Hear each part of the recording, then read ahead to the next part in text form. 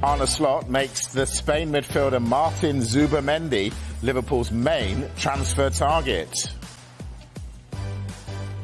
Hi, good evening. Welcome along to the Transfer Show. Yes, Liverpool are chasing the midfielder, but they could face competition from Manchester United. We've got the very latest on that tug of love. Also on the way in the next 30 minutes, we'll be live to Italy for the latest on Premier League interest in Victor Osimhen, and it might not be who you think. And we'll tell you why Dominic Solanke fits the mould for Tottenham Hotspur.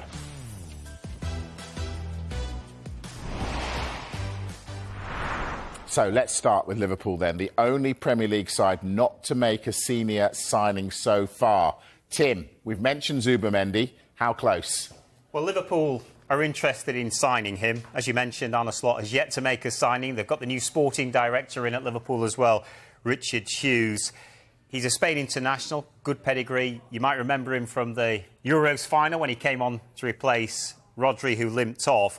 He's thought to have a £51 million release clause in his contract. So Liverpool interested, but they're not the only team interested. Arsenal have had a long-term interest in the player, and Manchester United are also looking at him as well. So talented player. He's been at Sociedad since 2011. He's at a good age as well, and in terms of defensive midfielders, he does look one of the best options on the market.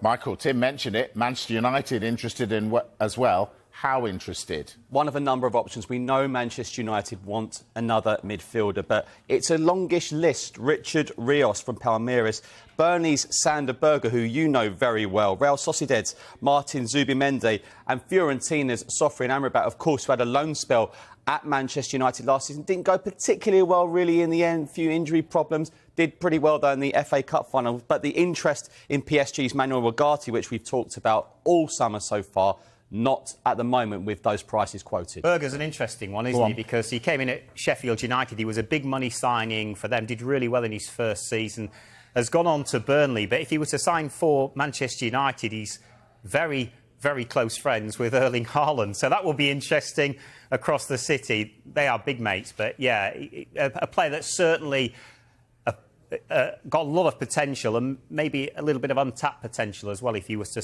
play for a bigger club. Right, Tim, I've got another name to throw into the Manchester United midfield mix, Youssouf Fofana of France.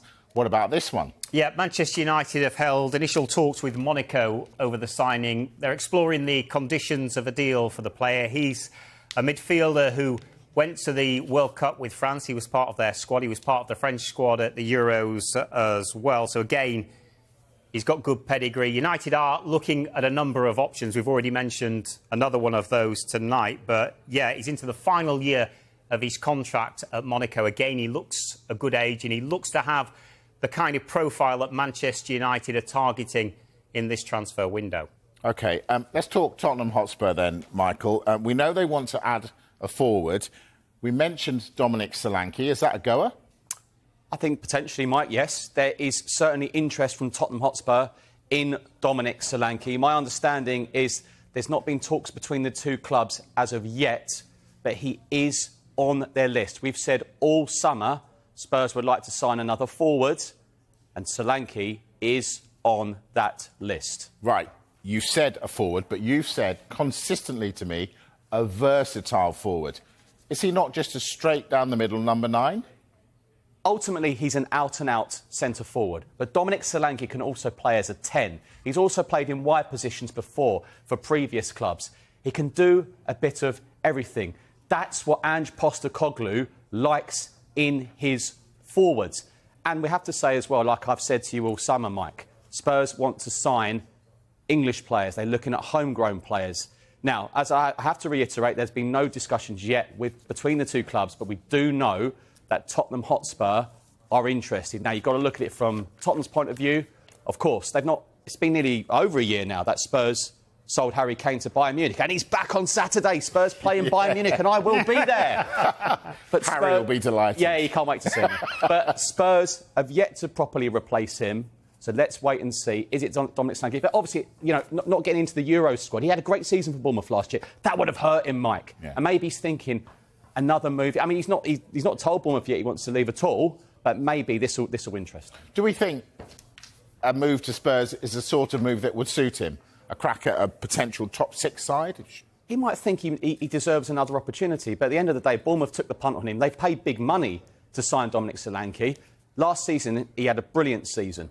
So it's a really interesting one. Now, someone said to me, he's not Harry Kane, is he? Who is? Who is? I mean, it's not easy, is it, out there? I mean, as I say, Spurs are looking to sign more domestic players. Not all of them, but some. So this one, I think, is a goer. He's already played for top clubs as well, hasn't he? So I think if you're looking for a player to come in and make an impact, maybe the moves earlier in his career came a little bit too early, and now is the time where he could go and make an impact at one of the top clubs in the Premier League. Michael, are Spurs going to have to offload? I mean, Spurs have already sold Pierre-Emile Højbjerg. I mean, there's players who I know have no futures there. Sergio Reguilon has no future at Tottenham Hotspur, the left-back. Giovanni Lo Celso, I think Spurs would probably listen to offers for. I also understand that Spurs will listen to offers and potential loan offers for Manos Solomon, who Spurs signed last year after he left Fulham. So I still think there'll be plenty of activity in and out. I know Spurs fans are a bit concerned about not much activity at the moment, but I think most clubs need to do a lot, don't they? I've never known a window like it. Are you happy so far? Am I happy? With the business? I think so. I think Archie Grazer is going to be a great signing. I think he'll go straight into the first team. You covered a lot of Leeds, didn't you, last season? Did you see Archie Gray getting into that Spurs side? Absolutely, yeah. Versatile player, huge development ahead of him, and he's got an unbelievable temperament for such a young lad. Hold that thought, gentlemen. We're going to break off from transfers just a moment, because if you've been with us all day, you'll know that we're with all 72 EFL clubs as we count down to the new season, which of course begins on Friday. Today, it's all about League Two. Let's go to David Craig with our 21st club of the day, Cheltenham. Hi, David. Good evening, Mike. You know, no matter how old you get, and I'm getting old now, you never lose hope of the dream. I've been to Newport, I beat a Swindon today. No one signed me up, Mike, but look at this. Look at that. Still never lose it, do you? You never lose it. Aaron Downs, assistant manager at Cheltenham. I know you're still looking for a few players. Any opportunity for someone of a more mature age? Potentially, but you've never lost what you never had. Aaron, it's great for you to invite us down, and I know you've hurried down from the training ground. Just how hectic has pre-season been here at Cheltenham? It's been busy, for sure, that's for sure. But it's been a good one, a real good one. The players have worked ever so hard. We've had 21 players leave. We've had 15 signed. So we've had a lot of bedding in period to do, but the players are bought in. One thing the manager said at his stall early, he signed a couple of players really early that he knew, along with the director of football. So there's a couple of players in the door quite early. So that was able to bed them in quite quick. So on the first day of pre-season, we had quite a few through the door already. So there's still one or two that need to come through. But it's been, as you can imagine, with 21 players leaving and 15 signed, and then it's been quite busy, but it's been really good, really good. It's a huge turnover in players, and obviously all clubs talk about establishing a culture. How difficult is it when you've got that number coming in through the door? It can be difficult, but we've been lucky because the manager's experienced at the level, and he knows what he wants. So we sign players accordingly. So those players, a lot he's worked with before, and one or two that I've worked with, and Gary Johnson, the director of football, have worked with as well. So they're players we kind of knew. So we knew what we were getting before we signed them, and that has allowed us to bed them in quite quickly. The managers' pre-seasons are very tough, so we know that they're going to be fit. They're going to be raring to go on Saturday. So it's been, as you say, busy, but a good one. And this year, of course, we know the biggest EFL deal ever on Sky Sports. Each club's going to be seen at least 20 times. For you at this level, to get that exposure now to a wider audience, how much are the players and everybody looking forward to it? It's brilliant. Yeah, it's really good that they've been allowed to do that. And, we still think that we're going to get great support here. We've as a football club, we've sold more season tickets as a League Two club than we ever have done in our history. So that's fantastic. So we still know that we're well supported, but it's a great exposure for the players. Oh, obviously we nearly got the old dreaded wall. The groundsman. Matt's done us a treat there. He's going to get us. So it's really good that the EFL have put on there's so many games, and along with Sky Sports, to allow us to expose the League Two and League One football. And finally, before we get soaking wet, first game couldn't be bigger. The boss's old team, Newport. How much edge is there going to be on that one? Massive. Newport, well, fair play to them. They're going to fill the away end. They've sold out their allocation, and we're going to have a big bumper crowd in here as well. So really looking forward to it. We feel we're ready, and it's a special one for the manager. But once 3 o'clock comes, I know which side he's going to be on, because he's raring to go, and really looking forward to that game, as we all are. So can't wait to get started. Aaron, we're really looking forward to it. Thanks for taking the time out to come down here. You know what, Mike? It's a cruel game, this. I just had a text through there that the cameraman just showed me. Gary Hughes, our director of football at Sky Sports, said they can have me on a free transfer. I thought I was up there with Dominic Solanke and Bridgie was going to be raving about me. In time, David. Never give up. Thank you very much. Right, time for a break. When we come back, we'll have an update on Martin Guehi amid interest from Newcastle and the very latest on deals for Julian Alvarez and Conor Gallagher. See you in a moment.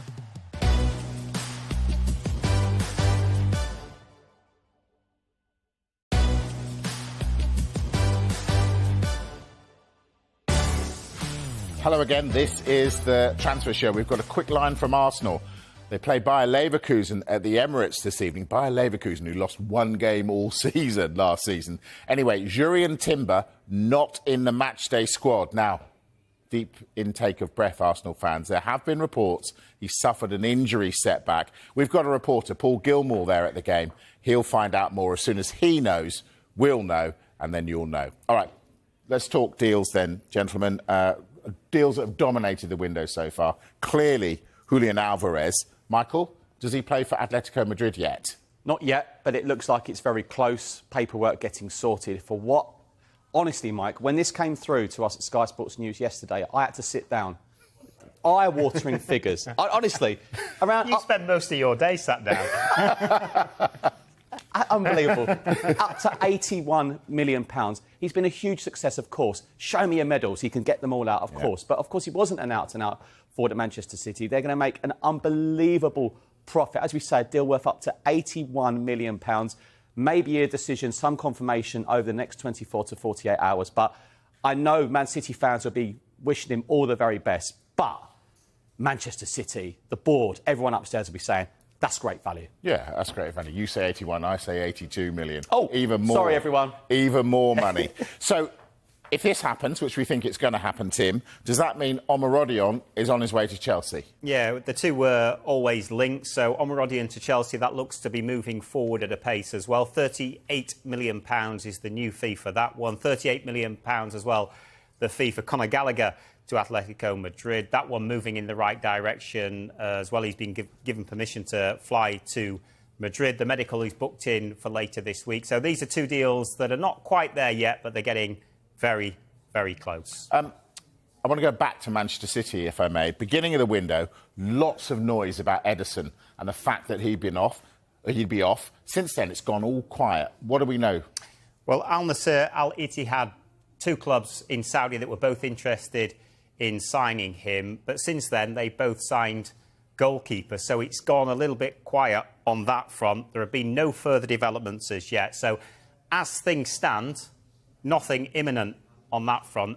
And when you look, we're only now a couple of weeks away from the start of the season. Would Pep Guardiola want to lose his goalkeeper so close to the start of the season? Probably not is the answer to that. So the longer it goes, the more unlikely.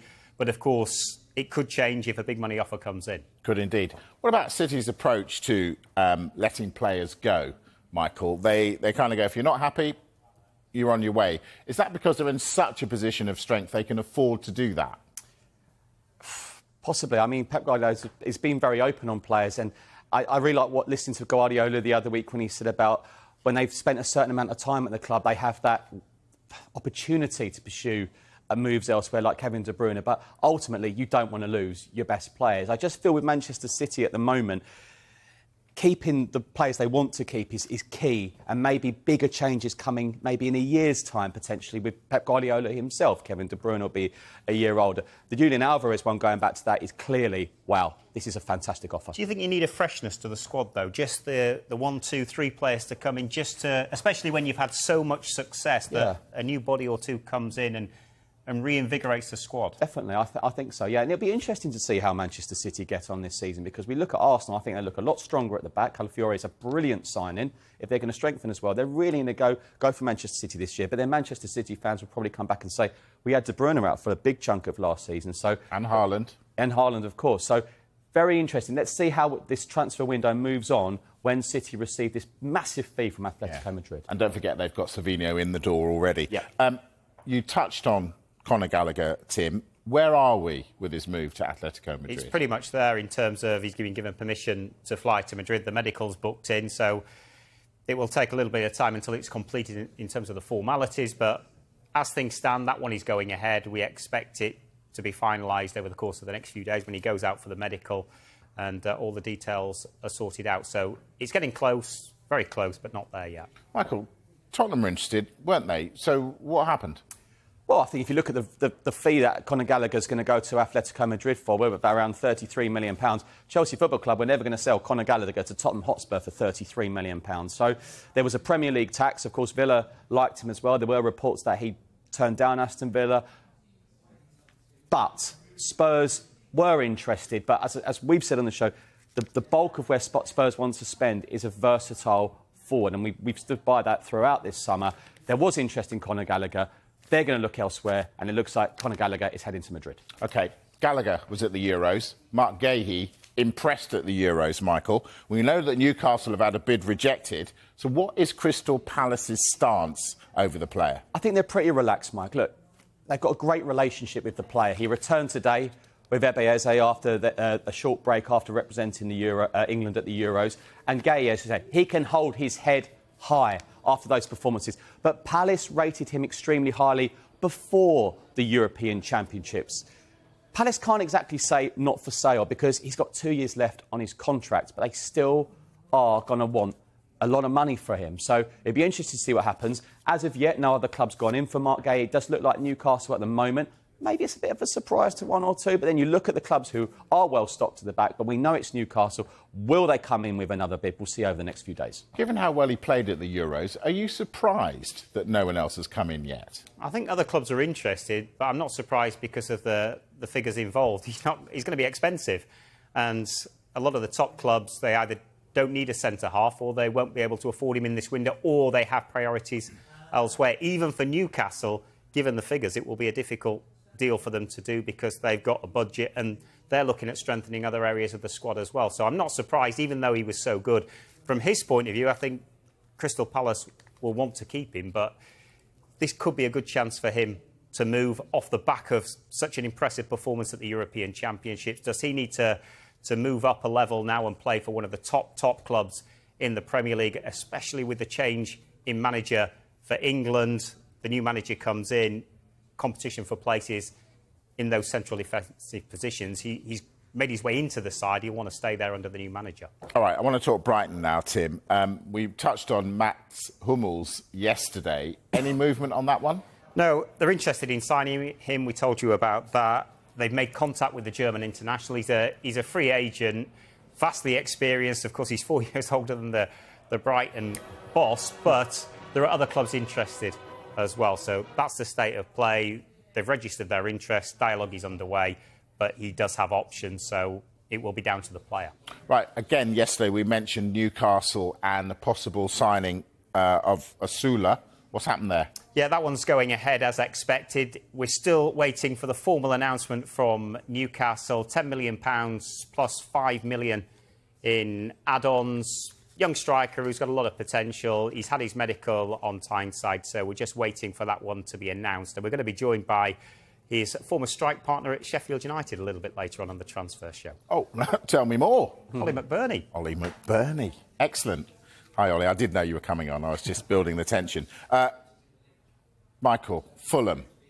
Let Tim Ream go. That's a done deal, isn't it? Yes, he's joined Charlotte FC. 312 Fulham appearances. Now, Tim Ream is leaving Fulham. What a great career he's had at Fulham, but that has been confirmed today. He's left Fulham to join Charlotte FC. Do we feel Fulham have done some pretty good business in this window? I really like the move of Emile Smith-Rowe. I really do. I mean, he scored the other night in a pre-season friendly. Like we've said before, Mike, it was a move that made sense for all parties. Just the hope for him, the player, that he stays fit.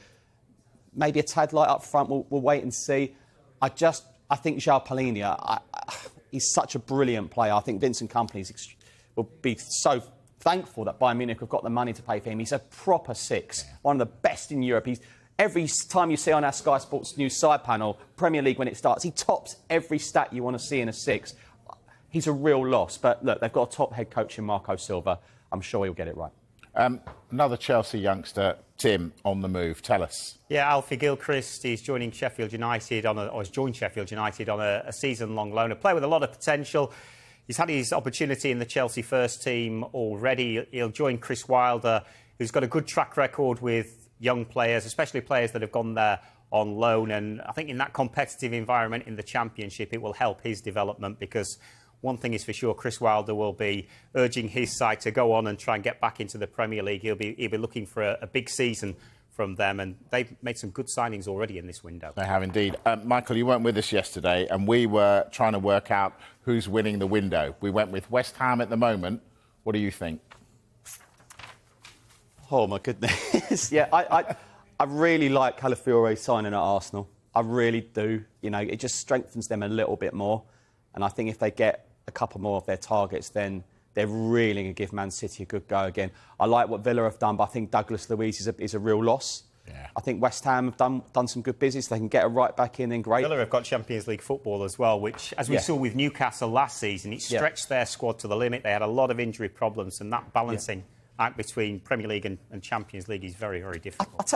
They've not made any signings yet. I'm sure Liverpool fans will be encouraged with what they've seen so far. Yes, it's pre-season, but I think Harvey Elliott's going to have a brilliant season for Liverpool. They can get that number 6 they're looking for as well. That would be good. But there's still loads to do. There's loads to do. So many clubs still got plenty of business to do. They have indeed. I've got some business to do after the break. The Sky Sports News at 5. Put your feet up, lads. Thank you very much. Transfer show at 5. Done. See you in a moment.